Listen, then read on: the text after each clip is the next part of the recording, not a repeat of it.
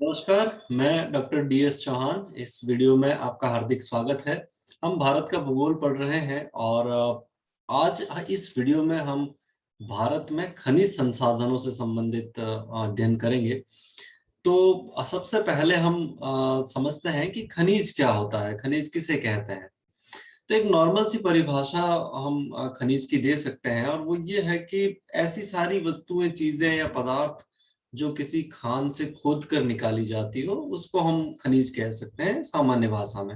या अगर हम थोड़ा वैज्ञानिक भाषा में बात करने की कोशिश करें तो एक मिनरल कोई ऐसी प्राकृतिक वस्तु है जो अजैविक है और उसके बनने में उसका कोई आंतरिक स्ट्रक्चर है, उसकी विशेषताओं में अगर हम देखें तो एक रासायनिक कंपोजिशन है, वो एक क्रिस्टल फॉर्म है उसका, और एक कुछ फिजिकल उसके गुणधर्म या विशेषताएं हो सकती है। ऐसी चीजों को हम खनिज कह सकते हैं। या हम सरल भाषा में बहुत कहना चाहें तो एक ऐसी अजैविक चीज जो जमीन के अंदर है, जिसको हम खोद के निकाल सकते हैं, उसका अपना रासायनिक संगठन हो, क्रिस्टल फॉर्म हो और कुछ फिजिकल विशेषताएं उसकी अपनी हो, जो हर खनिज की अलग अलग हो सकती है, तो उसको हम एक खनिज कहते हैं।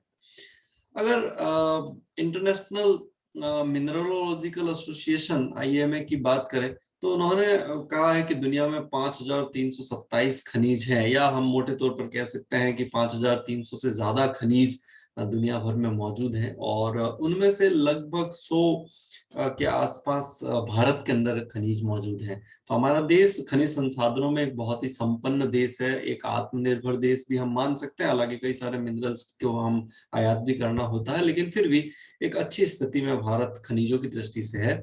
लगभग 100 खनिज भारत में उपलब्ध होंगे, ये हर साइट पे अलग अलग डेटा मिलता है, लेकिन लगभग 100 हम मान सकते हैं इतने खनिज भारत में। और इसमें से लगभग 30 से 35 खनिज ऐसे हैं जो बड़े ही महत्वपूर्ण हैं, जिन्हें लार्ज स्केल पर भारत में निकाला जाता है, जिनका भारत की इकोनॉमी में बहुत बड़ा रोल है। तो उनमें से कुछ खनिजों की हम आगे के वीडियोस में और डिटेल में बात भी करेंगे। भारत के अंदर खनिज संसाधनों के विकास के लिए कई सारी संस्थाएं बनाई गई हैं, और उनमें से कुछ जो प्रमुख संस्थाएं हैं उनमें सबसे पहला नाम अगर हम लें तो वो है जियोलॉजिकल सर्वे ऑफ इंडिया। इसकी स्थापना कोलकाता में 1851 में अंग्रेजों ने की थी, क्योंकि उस समय उन्हीं का शासन भारत में था।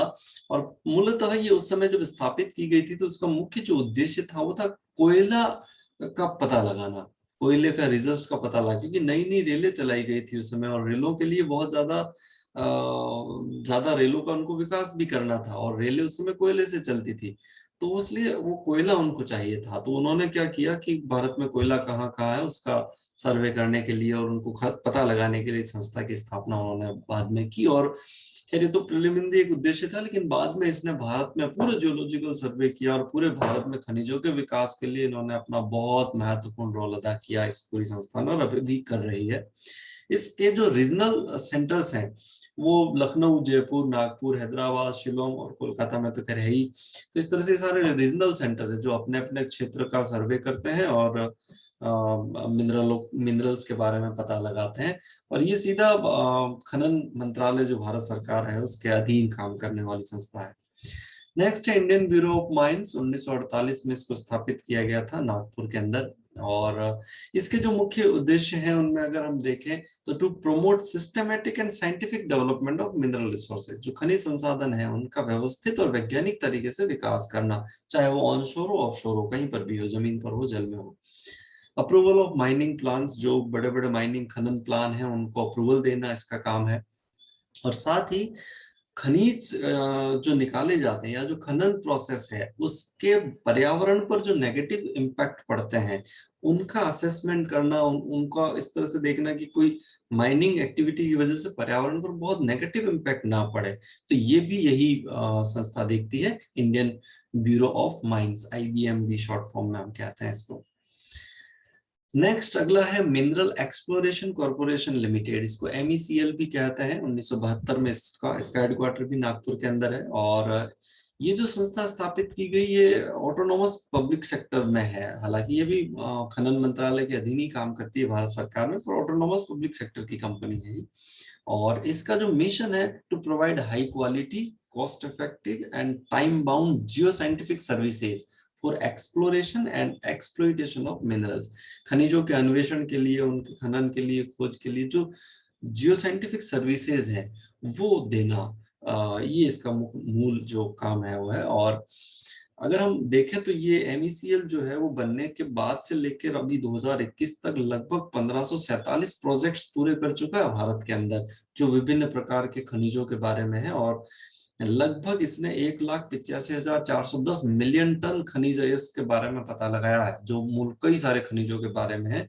कोल है, लिग्नाइट है, बॉक्साइट, कॉपर, गोल्ड, कई सारे मिनरल्स हैं जिनके बारे में। तो ये बहुत बड़ी बात है कि 1,85,410 मिलियन टन अयस्कों के बारे में पता लगा दिया या उनके रिजर्व के बारे में इसने पता लगाया है। तो बहुत बड़ा अचीवमेंट है ये, और ये भी बहुत अच्छा काम भारत सरकार के लिए कर रही है MECL। नेक्स्ट है इंडियन स्कूल ऑफ माइंस। ये धनबाद के अंदर है, झारखंड में। लेकिन यहाँ ये ध्यान रखना कि 1926 में इसको स्थापित किया गया था।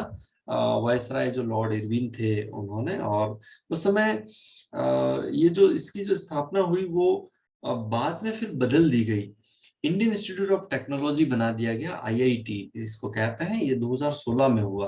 तो अब इंडियन स्कूल ऑफ माइंस जो है वो चेंज हो गया IIT के अंदर, धनबाद के अंदर। और ये क्यों स्थापित किया था अंग्रेजों ने? सिर्फ इसलिए कि वो जो कोयला या माइनिंग इंडस्ट्रीज उस समय चल रही थी, उसमें जो मैन पावर चाहिए था, जो लोग काम करने के लिए चाहिए थे, उनको ट्रेन करने के लिए इसकी स्थापना उस समय की थी वायसराय लॉर्ड इरविन ने। और वर्तमान में अगर हम देखें तो ये एक ऐसा इंस्टीट्यूशन है जो हायर और टेक्निकल और साइंटिफिक एजुकेशन देने का काम करता है, रिसर्च करने का काम करता है। तो भारत में इसकी भी जो इम्पोर्टेंस है वो बहुत ज्यादा है। यस, अब हम बात करेंगे भारत में खनिजों के प्रकारों की, टाइप्स ऑफ मिनरल्स। तो जैसा कि हम सब जानते हैं, मूलतः खनिजों को हम 3 भागों में डिवाइड कर देते हैं। मेटेलिक खनिज यानी कि धात्विक खनिज कहते हैं, नॉन मेटेलिक अधात्विक खनिज कहते हैं, एनर्जी मिनरल्स ऊर्जा खनिज इसको इनको हम कहते हैं। तो इस तरह से हम 3 भागों में इसको डिवाइड करते हैं। अब यहाँ देखिए, जो मेटेलिक खनिज है, धात्विक खनिज जिसमें धातु होती है, वो खनिज फिर 2 भागों में डिवाइड कर दिए जाते हैं, फेरस और नॉन फेरस। इनको धात्विक और लोह और अलोह कहते हैं। तो ये जो धात्विक खनिज है वो 2 भागों में, लोह खनिज यानी फेरस और अलोह खनिज यानी कि नॉन फेरस। सिंपल सा, जिसमें धातु लोहे का अंश होता है उनको हम फेरस कहते हैं, या फेरस का अंश होता है, जिसमें नहीं होता उसको हम नॉन फेरस कहते हैं। अब इसका जो उदाहरण है वो आयरन ओर है, मैग्नीज है, टंगस्टन है, क्रोमाइट है, निकल है, इस तरह के जो खनिज है। और मूलतः इनका सिंपल सा बात है कि जिनके ऊपर चुंबक काम करता है उनको हम फेरस कहते हैं। दूसरा नॉन फेरस, जिसमें चुंबक काम नहीं करता, उसमें कॉपर यानी कि तांबा है, लेड और जिंक, सीसा और जस्ता जिन्हें हम कहते हैं, और बॉक्साइट है जिससे हम एल्यूमिना बनाते हैं, एल्यूमिनियम बनता है जिससे, सोना है, चांदी है, टीन है, इस तरह के कई और भी हो सकते हैं। तो इस तरह के जो एग्जाम्पल हैं वो नॉन फेरस मिनरल्स के हैं। मतलब साफ है कि चुंबक इन पे काम नहीं करता। अगर हम धात्विक खनिजों की तरफ से नॉन मेटेलिक खनिज की तरफ, अधात्विक खनिजों की तरफ जाएंगे, तो अधात्विक खनिज में वो खनिज है जिसमें धातु नहीं है। और इसमें ये सारे सभी तरह के स्टोन, जितने भी पृथ्वी पे स्टोन पाए जाते हैं, आप सब नॉन मेटेलिक होते हैं, उनमें धातु नहीं होती। लाइम स्टोन चूना पत्थर कहते हैं, सॉप स्टोन घिया पत्थर, सैंड स्टोन बालू का पत्थर कहते हैं हम, ग्रेनाइट, मार्बल या रॉक फॉस्फेट है, माइका या मीका, अब्रक कहते हैं हम, एस्बेस्टस, जस्पर, फेल्सपार, कार्नेट, पॉलिस्टोनाइट, जिप्सम, फ्लोराइड, बहुत लंबी लिस्ट हो सकती है। तो जिनमें धातु नहीं है उनको हम क्या कहते हैं? नॉन मेटेलिक कहते हैं। अब यहाँ मेटेलिक और नॉन मेटेलिक में एक अंतर बड़ा स्पष्ट यहाँ आपके मन में हो जाना चाहिए कि क्या वेरिएशन, एक तो धातु है और धातु नहीं है। अगर हम माइनिंग खोद के निकालने की भी बात करेंगे तो बेसिक फर्क है इनमें। ये एक ऐसी चीज है जो जब जब हम मेटलिक हम खनिज से खानों से खोद के निकालते हैं तो ये मिश्रण अवस्था में मिलता है, कई सारी चीजें मिली हुई होती है, धातु भी हो सकता है, एक से ज्यादा धातु उसमें मिली हुई हो, कंकड़ पत्थर, मिट्टी, बहुत सारी चीजें मिक्स रूप में मिलती है। तो इसलिए उसको अयस्क कहते हैं। जैसे लोहा है तो हम लोहा सीधा नहीं मिलता, लोह अयस्क मिलता है। तांबा है तो तांबा अयस्क मिलता है हमें। इस तरह से वो और के रूप में हमें मिलता है, और फिर वहां से निकाल के उसको साफ किया जाता है भट्टियों में, अलग अलग, फिर अलग अलग धातुएं बनाई जाती है, कुछ और चीजें मिलाकर तीसरी चीज भी बना दी जाती है। तो ये सब मेटेलिक में हो सकता है, लेकिन नॉन मेटेलिक में ये संभव नहीं है। मैन जैसा इनमें तो आप जमीन से खोद के जैसी चीज निकालोगे वैसी ही आपको इस्तेमाल करनी है, उसमें आप कोई सुधार नहीं कर सकते। इसी तरह से आप तीसरा देखिए, एनर्जी मिनरल्स, इससे वो मिनरल्स हैं जिसमें ऊर्जा मिलती है, कोयला है, पेट्रोलियम है, प्राकृतिक गैस, यूरेनियम, थोरियम, वैसे ये सारे अधात्विक खनिज ही हैं, लेकिन एक ऊर्जा इससे अलग से है तो हमने ऊर्जा निकाल दी क्योंकि ऊर्जा प्राप्त करते हैं हम, बाकी है तो ये सारे वही, इनमें भी धातु नहीं होती, अधात्विक खनिज ही है। अब आप उदाहरण के तौर पर देखें तो जैसे ये देखिए, ये लोहा अयस्क है, और इधर देखिए अधात्विक खनिज में इसमें नॉन मेटेलिक में हम बात करेंगे तो ये एक मार्बल का स्लैब है, आपने देखा होगा। अब दोनों में फर्क क्या है, अब आप खान से खोद के निकालोगे तो लोहा इस तरह का अयस्क है, अब इसमें ये पूरा चट्टान जो निकली पूरा लोहा नहीं है, इसमें कई सारी चीजें और मिली हुई हो सकती है, तो हमको अलग करना पड़ेगा इसको गर्म करके, और जो भी हमारा प्रोसेस है उससे धातु को अलग करना पड़ेगा। फिर उस धातु में आप कई सारी चीजें मिला के दूसरी धातु भी बना सकते हो, उसके रूप को चेंज कर सकते हो, उसकी मजबूती को चेंज कर सकते हो, बहुत सारी चीजें उसमें बदल जाती है। लेकिन ये मार्बल है, ये तो नीचे अंदर से निकाला एक पत्थर है, अब इसको आप काट के सीधा इस्तेमाल ले लीजिए, और ये सारे मिनरल ऐसे ही हैं, इनको सीधा आप कुछ नहीं कर सकते, इनकी क्वालिटी नहीं बदल सकते, इनमें दो को मिला के कोई तीसरी चीज बनाना बड़ा मुश्किल, तो ये तो ऐसी चीज है कि जैसी है वैसी की वैसी आपको यूज करनी पड़ेगी। और ज्यादातर भवन निर्माण जो सामग्री आती है वो सामग्री इसके अंदर इंक्लूड की जाती है, मोस्ट ऑफ जो होती है वो। तो ये बेसिक फर्क है। अच्छा, एक और फर्क हम दोनों में कर सकते हैं कि धात्विक खनिजों को अगर हम ठोकेंगे, पीटेंगे, मारेंगे, करेंगे, पतली हो जाती है, लंबी फैल जाती है, इस तरह की। इनको अगर आप अधात्विक खनिजों को ठोका, पीटा, मारा, कुछ भी किया तो ये टूट फूट के बिखर जाएगी, इनके सारे पार्टिकल अलग हो जाएंगे। लेकिन धात्विक खनिज ऐसा है, या तो ये पतले हो जाएंगे या लंबे हो जाएंगे ठोकने पीटने पर, तो ये भी बेसिक फर्क इनके अंदर देखने को मिलता है। तो ये धात्विक और अधात्विक खनिजों में मूल अंतर है। अब कंपटीशन एग्जाम्स के हिसाब से आप ध्यान रखना, अक्सर पूछते हैं कि निम्नलिखित में से कौन सा धात्विक खनिज है, कौन सा अधात्विक खनिज है, 3 इधर से देंगे, 1 इधर से देंगे, कभी कभी पूरा ग्रुप बना लेते हैं कि 4-4 खनिजों के नाम है, फिर आपको पूछेंगे निम्नलिखित में से कौन से सारे खनिज धात्विक हैं, कौन से अधात्विक हैं, इस तरह से प्रश्न पूछ लिया जाता है। तो ये थोड़ा डिफरेंस है इसमें, और एग्जाम्पल तो और भी हो सकते हैं, आप इस हिसाब से सोच के फिर सही करिएगा कि धात्विक होगा या अधात्विक खनिज होगा। तो ऐसे अक्सर अक्सर ऐसे सवाल अक्सर पूछ लिए जाते हैं। नेक्स्ट, भारत जिन खनिजों में का निर्यात करता है उसमें आयरन और है, मैग्नीज है, मीका यानी कि अभ्रक हो सकता है, aluminium, chromite, marble, granite, monazite, bauxite, ऐसी चीजें हैं जिनको भारत एक्सपोर्ट करता है सामान्यतः। हालांकि साल दर साल ये चीजें बदल जाती है, कभी कोई चीज आयात हो रही है, कभी सरप्लस हो जाती है तो निर्यात भी हो जाती है, कभी अपने यहाँ कम है तो आयात भी कर लिया जाता है, हर साल बदलते रहते हैं, लेकिन एक मोटा मोटा अनुमान है। इम्पोर्ट की अगर हम बात करेंगे तो ऑयल है, या मतलब पेट्रोलियम की बात है, यहाँ ऑयल का मतलब यहाँ गैस और उनसे चीजों से मतलब है, तो भारत में सबसे ज्यादा जिस खनिज का आयात होता है, या ऐसी चीज जो भारत में सबसे ज्यादा आयात होती है किसी भी तरह की चीजों में देख लीजिए, तो वो ऑयल ही है। ये जो पेट्रोलियम और डीजल्स वगैरह, ये सबसे ज्यादा आयात करते हैं हम। लगभग आप मान लीजिए भारत अगर 100 रुपए की चीजें आयात कर रहा है तो उसमें से 33 रुपए यानी कि 1/3 हिस्सा पेट्रोल पर ही खर्च होता है। तो ये सबसे बड़ी चीज है भारत में आयात होने वाली। इसके बाद सेकंड नंबर पर ये प्रीशियस स्टोन्स है, जिसमें डायमंड, हीरे को ले लीजिए, और बाकी जितने भी पत्थर हैं जो रत्न आभूषण में काम आते हैं, वो भारत सेकंड ऑयल के बाद में आयात करता है। उसके बाद ये लेड है, जिंक है, निकल, platinum, silver, gold, copper, tungsten, asbestos, इस तरह के भी कई सारे हो सकते हैं। तो इनको हम मूलतः या सामान्यतः आयात करते हैं, और इनको इधर वालों को हम निर्यात करते हैं। निर्यात होने वाली चीज में हालांकि वो ऊर्जा खनिज है, थोड़ा अलग भी रख सकते हैं उसको, लेकिन कोयला भी बहुत महत्वपूर्ण है। हम बहुत सारे देशों को कोयला निर्यात करते हैं, जिसमें जापान का नाम सबसे ऊपर की तरफ आता है। तो कोयला भी यहाँ से निर्यात होने वाली एक मेजर, हालांकि वो ऊर्जा खनिज है। अगर हम भारत में फिर बात करें तो भारत में 11 राज्य ऐसे हैं जो भारत में जितनी भी माइंसें हैं उसका 90% हिस्सा वो अपने पास रखते हैं, जिसमें आंध्र प्रदेश, ओडिशा, छत्तीसगढ़, झारखंड, वेस्ट बंगाल, महाराष्ट्र, तमिलनाडु, गुजरात, मध्य प्रदेश, राजस्थान और कर्नाटक। ये ऐसे स्टेट्स हैं जहां पे भारत में सबसे ज्यादा खनिज पाए जाते हैं, और यही स्टेट बड़े महत्वपूर्ण है खनिजों की दृष्टि से। और इन्हीं स्टेट्स के आसपास रह के हम भारत को खनिजों के हिसाब से 3 अलग अलग बेल्ट में डिवाइड भी कर लेते हैं। तो वो बेल्ट कौन से उसको समझ लेते हैं। अब देखिए distribution of minerals in India, Bharat में खनिजों का जो वितरण है वो किस तरह का है, इस मैप से बड़ा स्पष्ट हो जाता है कि भारत में किस किस टाइप के खनिज कहाँ पर ज्यादा मिलते हैं। आप संकेतों से इनको पहचान भी सकते हो। लेकिन अभी यहाँ मेजरली हम बात करें, हम इंडिविजुअल खनिजों को लेकर आगे डिटेल में पढ़ेंगे अगले वीडियोज में, लेकिन अभी यहाँ हम सिंपल अगर सोचें तो भारत में खनिज के हिसाब से 3 बेल्ट बना दिए जाते हैं, 3 बेल्ट। वो 3 बेल्ट कौन कौन से? सबसे पहला बेल्ट अगर हम देखें, इसको हम कहते हैं ईस्टर्न प्लेटू रीजन या पूर्वी पठारी क्षेत्र। ये वाला जो रीजन है, ये भारत का सबसे धनाढ्य क्षेत्र है खनिजों के हिसाब से। मतलब इससे ज्यादा खनिज भारत में और कहीं नहीं मिलते। ये पूरा रीजन बहुत ही महत्वपूर्ण है।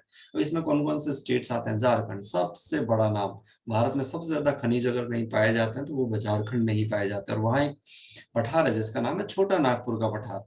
और ये छोटा नागपुर का पठार भारत का खनिज भंडार कहलाता है, या इसको हम भारत का रूहर भी कहते हैं। रूहर जर्मनी में एक जगह है, उसका नाम है। वहां भी लोहा कोयला ऐसी चीजें पाई जाती थी पहले, बहुत ज्यादा थी वहां पे। आजकल तो सब खत्म हो गई है, लेकिन वहां तो उसके हिसाब से उसको भारत का रूहर कहते हैं, या भारत का खनिज भंडार भी कहते हैं, या भारत में सर्वाधिक खनिजों वाला पठार छोटा नागपुर का पठार, एक ही आंसर है। और आपने झारखंड में ऐसे जिलों के नाम सुने होंगे, हजारीबाग, सिंह भूमि।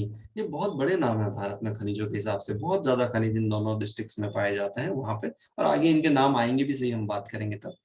तो ये सबसे रिचेस्ट हिस्सा है, जिसमें झारखंड के अलावा वेस्ट बंगाल का ये जो पश्चिम वाला हिस्सा है, उड़ीसा का जो नॉर्थ वाला हिस्सा है, छत्तीसगढ़, मध्य प्रदेश का ये जो पूर्वी रीजन है, थोड़ा बिहार भी इसमें आ जाता है। तो ये जो पूरा रीजन है, और महाराष्ट्र का भी ये हिस्सा जो छत्तीसगढ़ और मध्य प्रदेश से सटा हुआ, बहुत इंपॉर्टेंट क्षेत्र बन जाता है पूरा का पूरा यहाँ पे। और भारत में खनिजों के हिसाब से सबसे महत्वपूर्ण क्षेत्र है। यहाँ आयरन और है, कोयला है, मैग्नीज, बॉक्साइट, माइका, बहुत सारे खनिज, लंबी लिस्ट है यहाँ पर खनिजों की। तो ये सारे खनिज, पर मूलतः ये मुख्य खनिज जो है वो यहाँ पे मिलते हैं। सेकंड सबसे बड़ा रीजन है, इसको हम साउथ वेस्ट प्लेटू रीजन कहते हैं, दक्षिणी पश्चिमी पठारी क्षेत्र। ये वाला जो पूरा पठार है, और इसमें मूलतः कर्नाटक स्टेट, और जिसमें कर्नाटक का पठार है, या हम उसको मैसूर का पठार भी कहते हैं, धारवाड़ का पठार, ये सब कर्नाटक पूरा आप मान लीजिए। तो इसमें ये है। इसके अलावा गोवा है, तमिलनाडु है, केरला है। ये जो स्टेट्स हैं ये बड़े महत्वपूर्ण है इस पूरे रीजन के अंदर। और यहाँ जो मिनरल्स पाए जाते हैं उसमें आयरन और, बॉक्साइट, लिग्नाइट, मैग्नीज है, लाइमस्टोन है, मोनोजाइट है, थोरियम है। ये यूरेनियम, थोरियम, ये केरला के अंदर रेत में मिलते हैं, बिल्कुल आप साउथ साउथ में यहाँ पे। तो ये, अब इसमें आप सबसे इंपॉर्टेंट बात ये है कि दक्षिणी भारत में सबसे इंपॉर्टेंट पठार खनिजों वाला ये है। और ओवरऑल अगर हम देखें भारत में, छोटा नागपुर के पठार के बाद जो पठार खनिजों की दृष्टि से सबसे महत्वपूर्ण है, वो फिर ये है सेकंड नंबर पे। तो उसको कर्नाटक का पठार भी हम कह सकते हैं। साथ ही एक बात ये ध्यान रखना, यहाँ एक प्रॉब्लम है। प्रॉब्लम ये है कि इधर तो क्या कोयला भी है और बाकी सारी धातुएं भी है, यहाँ कोयला नहीं है। ये एक प्रॉब्लम है। कोयला मिलता भी है तो तमिलनाडु के अंदर एक जगह है नेवेली, वहां पर मिलता है, लेकिन वो लिग्नाइट टाइप का, थोड़ा घटिया क्वालिटी का कोयला है। तो ये एक ऐसा क्षेत्र है इसमें कोयला नहीं है। पहले जमाने में एनर्जी का एक ही सोर्स हुआ करता था, वो कोयला था, लेकिन वो था नहीं वहां पे। तो उस क्षेत्र ने काफी समस्या का सामना किया इस पे।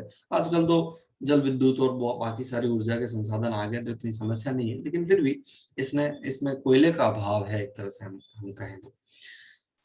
तीसरा बड़ा रीजन है नॉर्थ वेस्ट रीजन कहते हैं इसको हम, उत्तरी पश्चिमी क्षेत्र कहते हैं। और यहाँ राजस्थान और गुजरात दोनों आते हैं। और राजस्थान में मूलतः अरावली पर्वत सबसे इंपॉर्टेंट सेक्टर है, जो काफी पुराना पर्वत है दुनिया का। तो उस अरावली पर्वत के आसपास ये जो मिनरल्स हैं वो बहुत ज्यादा पाए जाते हैं। इसमें मुख्यतः तांबा है, सीसा जस्ता है, मार्बल है, ग्रेनाइट, जिप्सम, चूना पत्थर। पेट्रोलियम भी अगर हम देखें तो पश्चिमी राजस्थान में और गुजरात में तो खैर निकाला ही जाता है। नेचुरल गैस है, लिग्नाइट है राजस्थान के अंदर। तो इस तरह के जो खनिज हैं वो इस पूरे रीजन के अंदर ज्यादा पाए जाते हैं। तो अगर हम ओवरऑल भारत को देखें तो भारत में 3 खनिजों की पेटियां हैं।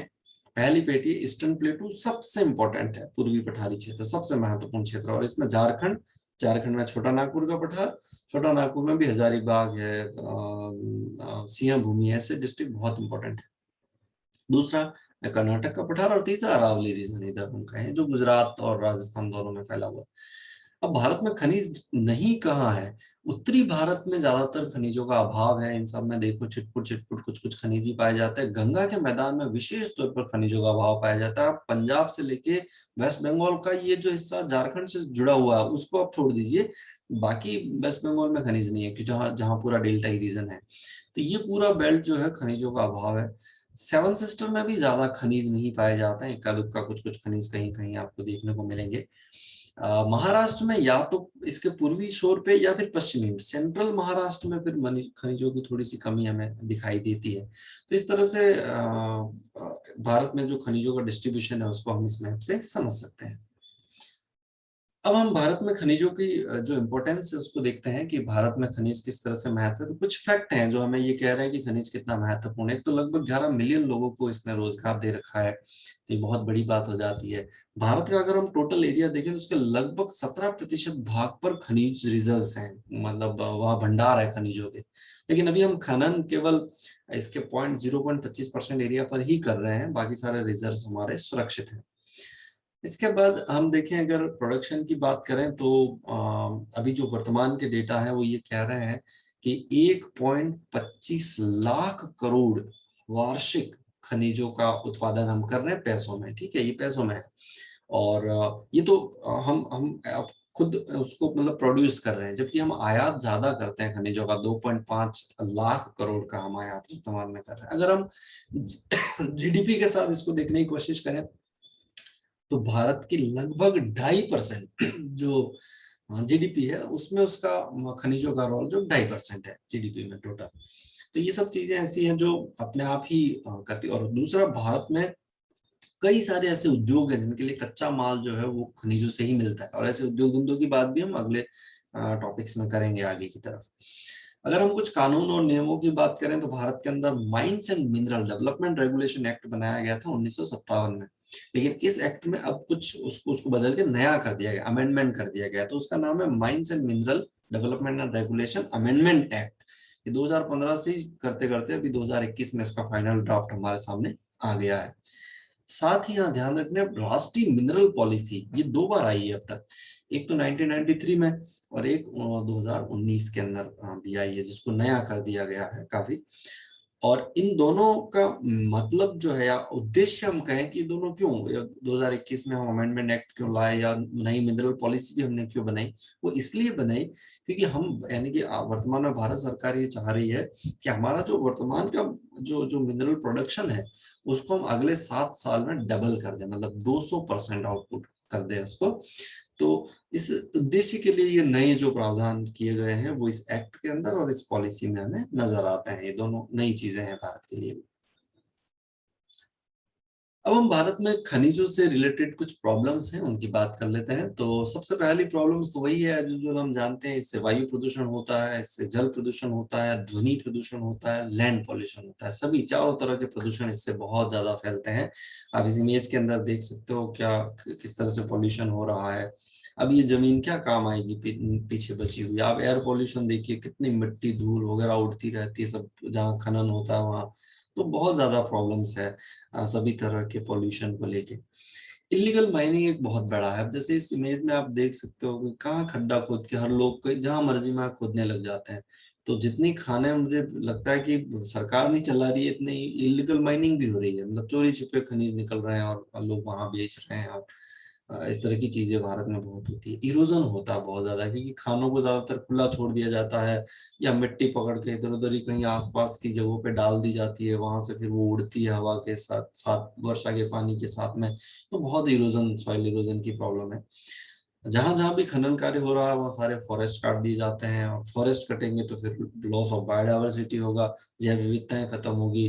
जंगल के आसपास के एरियो में रात दिन मायनों में खनन होता है, लाइटें जलती है, धमाके होते हैं, व्हीकल्स चलते हैं, आवाजें आती है। तो जितने भी जंगली जीव है सब परेशान होते हैं, वो रात में भी आवाजें सुन रहे हैं। तो फिर वो वहां से माइग्रेट होते हैं, भागते हैं, और वो बाहर की तरफ भागेंगे तो वो कहीं ना कहीं मारे जाते हैं।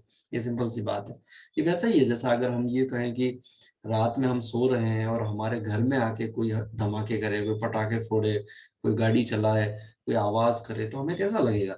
बस ये वैसे ही है। प्रकृति में जो जीव रहते हैं उनका घर वो प्रकृति ही है, और वहां हम रात भर ये कर रहे हैं, खोद रहे हैं, कहीं धमाके, कहीं विस्फोट, लाइटें, गाड़ियां चल रही है। तो वो कैसे रहेंगे ऐसे परिवेश में, वो तो उनके लिए वो बड़ा मुश्किल है। तो लॉस ऑफ बायोडाइवर्सिटी बहुत बड़ा फैक्टर है। फिर है lack of effective government supervision. मतलब यहाँ एक देखने को मिलता है कि सरकार जो है वो एक बहुत स्ट्रॉन्ग कानून बनाकर उनकी पालना नहीं कर रही। तो ये समस्याएं जो है वो धीरे धीरे बढ़ती जाती है। अगर हम हेल्थ और सेफ्टी की बात करें तो बहुत बड़ा इश्यू है भारत के अंदर। अब आप देखिए, ये लोग यहाँ माइनिंग का में काम कर रहे हैं, क्या इनके पास क्या सुरक्षा है? कुछ भी नहीं, चप्पल भी नहीं पहन रखे हैं इन्होंने। तो फिर ये सेफ्टी कहाँ है? जबकि माइनिंग में काम करने वालों के अपने ड्रेस, अपने जूते, अपने हेलमेट, वो सब चीजें होनी चाहिए। तो वो कुछ भी नहीं है, तो नॉर्मल मजदूरों की तरह काम कर रहे हैं। इस तरह की सेफ्टी नहीं है। फिर आप देखिए यहाँ माइनिंग हो रही है, कितनी धूल मिट्टी उड़ रही है, और लोग ऐसे ही, मास्क भी नहीं होता उनके मुंह पे, और वो सारा दिन भर इसी में काम करते थे, सारा ये चीजें और श्वसन क्रिया के साथ इनहेल कर लेते हैं, और फिर बीमार पड़ते जाते हैं। कोई सेफ्टी नहीं है। इस तरह से खाने खोद रहे हैं, ऊपर वाले पूरी मिट्टी नीचे गिर जाती है। कई बार कई मजदूर भारत में ऐसे दब चुके हैं अंदर की तरफ। कई बार खानों के अंदर आग लग जाती है, अंदर ही जल के मर जाते हैं। तो इस तरह की जो समस्याएं हैं भारत के अंदर, वो बहुत ज्यादा है माइनिंग को लेकर। तो इन सब पे सरकार को सोचना चाहिए। तो ये एक सामान्य इंट्रोडक्शन था मिनरल्स का। आगे के जो टॉपिक्स होंगे उसमें हम एक एक मिनरल्स को लेंगे और उसको डिटेल में समझेंगे, उसका डिस्ट्रीब्यूशन किस तरह का है और वो भारत में कितना बड़ा मिनरल है, उसको समझने की कोशिश करेंगे। लेकिन अभी मैं कुछ सवाल आपसे कर लेता हूँ। सबसे पहला सवाल है, भारतीय भूवैज्ञानिक सर्वेक्षण की स्थापना कब की गई थी? स्थापना शब्द है, कब की गई थी? भारतीय खान ब्यूरो का मुख्यालय कहाँ स्थित है? धात्विक एवं अधात्विक खनिजों के चार चार उदाहरण बताइए। भारत को कितनी खनिज पेटियों में बांटा गया है? नाम बताइए। भारत में सर्वाधिक खनिज किस पठार में पाए जाते हैं? किस पठार को भारत का रूहर या भारत का खनिज भंडार कहा जाता है? राष्ट्रीय खनिज नीति कब घोषित की गई? और खान एवं खनिज अधिनियम कब लागू किया गया था? तो आप इन प्रश्नों के उत्तर दीजिए। आपने मेरा ये वीडियो ध्यान से देखा, उसके लिए आपका बहुत बहुत शुक्रिया। हम अगले वीडियो में फिर मिलेंगे, जब हम बात करेंगे भारत के प्रमुख खनिजों की अलग अलग। तब तक आप अपने आसपास पानी और पेड़ों की रक्षा कीजिए। Thank you so much.